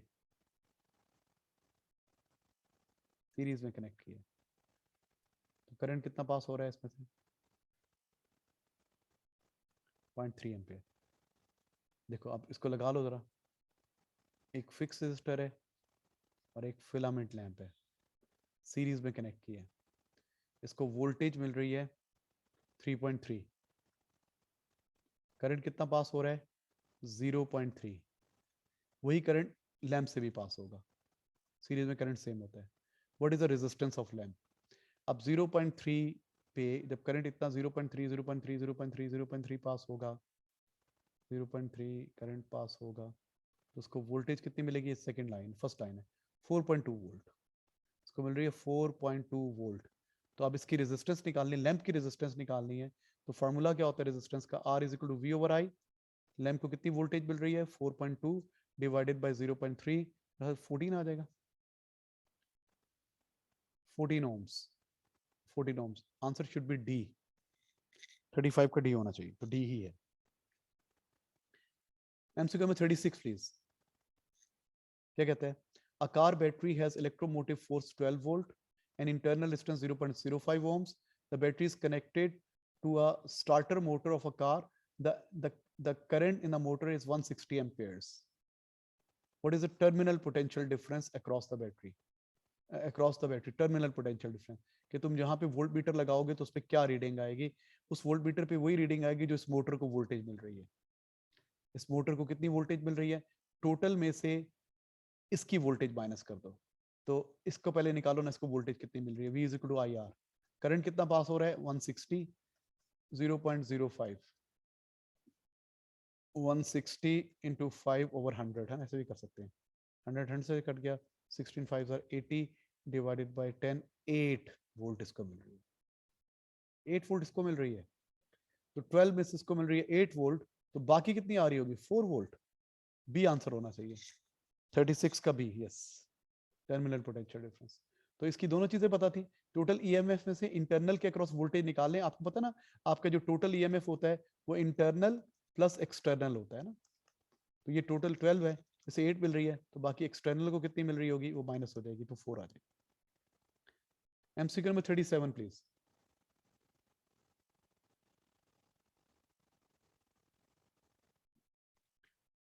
A cell of negligible internal resistance is connected to a network of resistors. बहुत सारे resistors यूं करके अजीब तरीके से connected हैं. Okay. What is the reading? The reading on the voltmeter is 0. What is the value of resistance R? इसकी value क्या है? ओके बेटा, इसको अगर मैं यूं करके ड्रॉ कर लूं तो आपके लिए जरा इजी हो जाएगा समझना ना. एक रेजिस्टर ये है, ये 3 ohms का है. एक इसके पैरेलल 2 ohms का है. मतलब ये ए पॉइंट है और ये बी पॉइंट है. इसके आगे आ जाए तो ये ए पॉइंट है, इसके आगे आ जाए तो ये बी पॉइंट है. ए से आगे एक रेजिस्टर ये लगा हुआ है और इसके पैरेलल आर लगा हुआ है. मैं अभी समझाता हूँ, मैं ड्रॉ करके समझाऊंगा. नीचे आ जाए तो ये 4.8 का रेजिस्टर कनेक्टेड है, ये चीज है. ये है 4.8 ohms और ये R ohms और ये 14.4 ohms है ना। वोल्ट मीटर यहाँ पे कनेक्टेड है, voltmeter is connected here. Colour change करते हैं, मजा आएगा। अच्छा, अब यहाँ पे रीडिंग जीरो कब आती है? यहाँ पे रीडिंग तब जीरो आती है जब इसकी वोल्टेज और इसकी वोल्टेज की रेशो इनकी वोल्टेज की रेशो के इक्वल होती है। मतलब यहाँ पे मिल रही है ना V1, यहाँ पे मिल रही है V2, यहाँ पे इनको सेम वोल्टेज मिलेगी V3 और इसको मिलेगी V4। तो जब ये voltages ratio in voltages ratio की इक्वल होती है, मतलब V1 over V2 is equal to V3 over V4। अब वोल्टेज रेशो रेजिस्टेंस रेशो के इक्वल होती है, तो हम कह सकते हैं इसकी रेजिस्टेंस 3/2, 3/2, इसकी रेजिस्टेंस 3 है, इसकी रेजिस्टेंस 2 है, शुड बी इक्वल टू, इनकी कंबाइंड रेजिस्टेंस को हम सपोज कर लेते हैं x ओवर 4.8, x ओवर 4.8। बेटा यहाँ पे रीडिंग जीरो कब आएगी? जब यहाँ की वोल्टेज और यहाँ की वोल्टेज की रेशो और इस वोल्टेज रेशो सेम होगी। ये वोल्टेज रेशो कब सेम होगी? जब इधर की रेजिस्टेंस रेशो और इधर की रेजिस्टेंस, ये वाली रेशो, मतलब यूं भी कर सकते हैं V1 और V3 is equal to V2 और V4, एक ही बात है, इसको ऐसे भी लिख सकते हैं। तो जनाब ये आ रहा है, अब ये 4.8 मल्टीप्लाई हो जाएगा, तो x is equal to 3/2 into 4.8, 2.4 times, ये आ रहा है 7.2 ohms। x की वैल्यू आ रही है 7.2 ohms। अब x कैसे निकालते हैं? Product over sum, r into 14.4 divided by r plus 14.4 should be equal to 7.2 ohms। ये भी 7.2 ही होगा, 14.4 का आधा ही होता है ना। चले कर लेते हैं, ये उधर मल्टीप्लाई हो जाएगा, 14.4 r इज इक्वल टू, ये उधर मल्टीप्लाई होगा तो 7.2 r प्लस 14.4 इंटू 7.2, ये उधर जाके 14.4 में से 7.2 माइनस हो जाएगा, तो क्या रह जाएगा बेटा?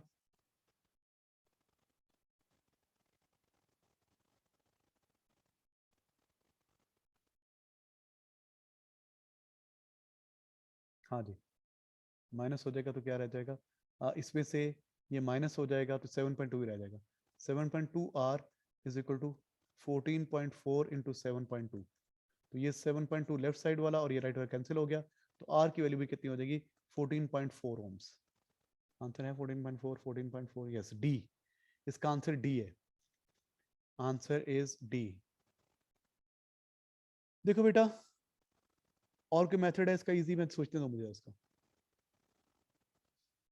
जैसे मुझे तो यही इजीएस्ट लगा है, दोबारा बताता हूँ, ये सारा मिटा रहा हूँ। इतना कुछ मिटेगा सही?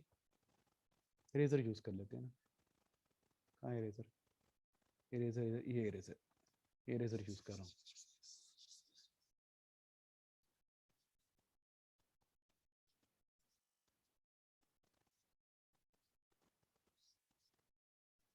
जी बेटा, मैं मिटा रहा हूँ, ये इरेजर यूज कर रहा हूँ।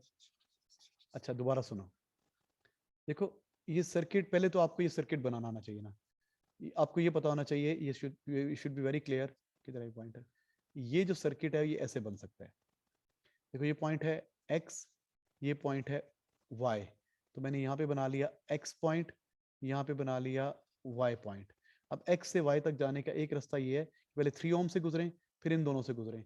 तो पहले ये 3 ओम से गुजरें, फिर यहाँ से आए, यहाँ से a से, ये a है, ये a है और ये नीचे वाला b है, फिर यहाँ से गुजरे और ऐसे होते हैं। अब वोल्ट मीटर पे जीरो कब होती है? इस वोल्ट मीटर पे जो रीडिंग होती है ना, वो इनका डिफरेंस होती है, this minus this, V1 minus V2 इस वोल्ट मीटर पे रीडिंग होती है। ये वोल्ट मीटर पे रीडिंग होती है, ये किसके इक्वल होती है? V1 minus V2 is equal two volt meter reading. अब जीरो कब आएगी? जब ऊपर नीचे वोल्टेज सेम मिलेगी। ऊपर नीचे वोल्टेज कब सेम मिलेगी? जब वोल्टेज तो इनमें और इसमें डिवाइड होती है ना, इसमें और इसमें सीरीज में वोल्टेज डिवाइड होगी ना, तो जब ऊपर वाले की वोल्टेज रेशो और नीचे वाले की वोल्टेज रेशो, ऊपर V1 है, ये V2 है, यहाँ पे V3 है और यहाँ पे V4 है, तो हम कह सकते हैं V1 over V3 is equal to V2 over V4, ऐसे भी लिख सकते हैं, या simple V1 over V2 is equal to V3 over V4, एक ही बात है। वोल्टेज रेशियो किसके इक्वल होती है? रेजिस्टेंस रेशियो के इक्वल होती है। वोल्टेज रेशियो तो हम ऐसे कह सकते हैं 3, और इन दोनों की कंबाइंड रेजिस्टेंस, ये एक नहीं है, ये R है और उसके पैरेलल 14.4 है, इनकी कंबाइंड रेजिस्टेंस को मैंने X सपोज कर लिया, तो ये इसकी रेजिस्टेंस 3 है, तो देखिए 3 over X is equal to, नीचे वालों की रेजिस्टेंस क्या है 2 और 14.4, 4.8 सॉरी, कि 4.8 है, तो ये क्या हो जाएगी 2 over 4.8। इसको सॉल्व करेंगे तो x की वैल्यू आ रही है 7.2, x की वैल्यू आ रही है 7.2। x क्या चीज है, इन दोनों की कंबाइंड रेजिस्टेंस आ रही है 7.2, आधी आ रही है, आधी। पैरेलल में आधी कब आती है, जब ये दो इक्वल होती है, मतलब ये 14.4 है तो ये भी 14.4 होगा, तो इनको 2 पे डिवाइड करेंगे तो ये आएगा, तो इसकी रेजिस्टेंस 14.4 है। The answer is D. सोचेंगे तो समझ में आ जाएगा, मुश्किल जी बेटा। एमसीक्यू में 38, a voltmeter is connected into a circuit with a polarity shown in the diagram. Okay, ये पॉजिटिव है, ये नेगेटिव है, ये 3 वोल्ट की बैटरी है और ये 3 वोल्ट है। बैटरी कैसे कनेक्टेड, इसका पॉजिटिव भी है, नेगेटिव भी है, ये करंट को यूं ड्राइव कराना चाह रही है। ओके, और ये जो लेंथ बनेगी ना, ये लेंथ, जितनी भी इस लेंथ को वोल्टेज मिलेगी, ये पॉजिटिव होगी, ये नेगेटिव होगी, ये करंट को, बैटरी की डायरेक्शन, ये करंट को यूं ड्राइव कराना चाहेगी, नीचे वाले सर्किट में करंट को यूं ड्राइव कराना चाहेगी। ओके, पहले देखते हैं।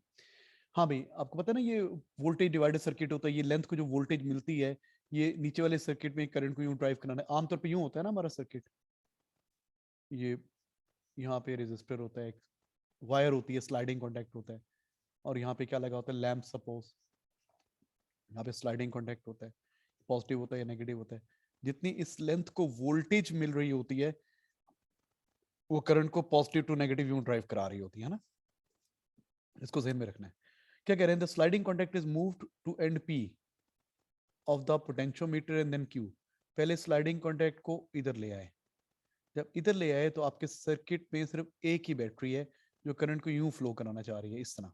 नीचे वाली बैटरी करंट को यूं यूं करके यूं करके यूं करके इधर को फ्लो कराना चाह रही है, और सारी की सारी वोल्टेज इसके क्रॉस आ जाएगी।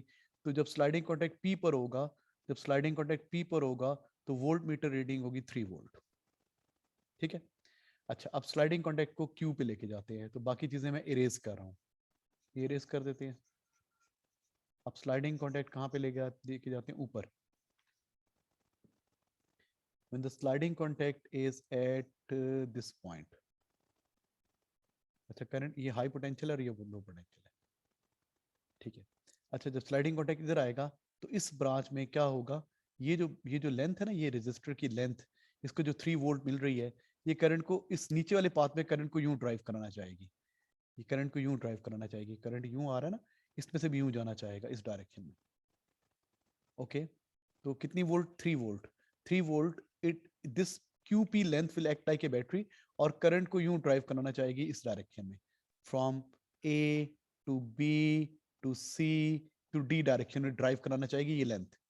अच्छा, यहाँ पे एक बैटरी भी कनेक्टेड है, ये वाली बैटरी, ये भी करंट को इसी डायरेक्शन में ड्राइव कराना चाह रही है, किसी और कलर से बनाता हूँ। ये भी करंट को किस डायरेक्शन में ड्राइव कराना चाह रही है, ये पॉजिटिव है, ये नेगेटिव है, ये भी करंट को इसी डायरेक्शन में ड्राइव कराना चाह रही है। जब दोनों बैटरीज, एक तो ये बैटरी है और ये लेंथ भी बैटरी की तरह एक्ट कर रही है, ये दोनों सेम डायरेक्शन में करंट ड्राइव कराना चाह रही हैं, तो इनकी वोल्टेजेस ऐड हो जाएंगी, 3 वोल्ट इसकी, 3 वोल्ट इसकी, ये हो जाएगी 6 वोल्ट। आप कहेंगे सर वो तो जीरो हो जाती थी जब यहाँ पे हम लगाते थे, इसकी जगह पे हम ये कनेक्ट कर देते थे, तो यहाँ पे रीडिंग गलवानोमीटर पे रीडिंग, पोटेंशियोमीटर बन जाता है, ये पॉजिटिव है और ये नेगेटिव है। ये यहाँ पे गलवानोमीटर, बेटा वो होता ये था कि ये पॉजिटिव है, ये नेगेटिव है ना, तो ये जो लेंथ होती थी ना, ये एक्स, ये लेंथ XP लेंथ कह लेते हैं, ये करंट को यूं ड्राइव कराना चाह रही होती थी, X टू P, और ये जो बैटरी लगी होती थी P टू ऑपोजिट ड्राइव कराना चाह रही होती थी, उस केस पे यहाँ पे जीरो आता था। यहाँ पे और सीन हो रहा है, यहाँ पे ये जो लेंथ है ना, ये वाली लेंथ, ये वाली लेंथ, ये जो QP लेंथ है, ये QP length, QP length, QP length, ये भी करंट को ड्राइव कराना चाह रही है इस डायरेक्शन में, from A to B to C to D, और बैटरी भी उसी डायरेक्शन में फ्लो कराना चाह रही है, तो दोनों की वोल्टेजेस ऐड हो जाएंगी, तो टोटल EMF 6 हो जाएगा। तो जब ये Q पे होगा, जब sliding contact will be at Q, तो वोल्ट मीटर पे 6 वैल्यू आएगी। क्या आंसर होना चाहिए, answer should be D,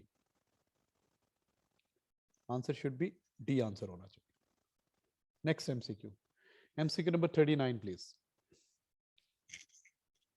what is the conclusion, किसकी conclusion, from the alpha particle from the alpha particle scattering experiment, protons and electrons have equal but opposite charge, ये conclusion तो नहीं है, protons discover, nucleus discover हुआ था, the nucleus contain most of the mass of the atom, The nucleus of an atom, बिल्कुल, nucleus contains most of the mass of the atom. यही है. अच्छा, प्रोटॉन न्यूट्रॉन का नहीं पता चला था. Which particle is hadron? Hadron. Electron hadron नहीं है, न्यूट्रिनो हाइड्रॉन नहीं है, पॉजिट्रॉन हेड्रॉन नहीं है, ये हेड्रॉन है. डी आंसर इज 40 का डी आंसर है. ठीक है जी. Thank you students.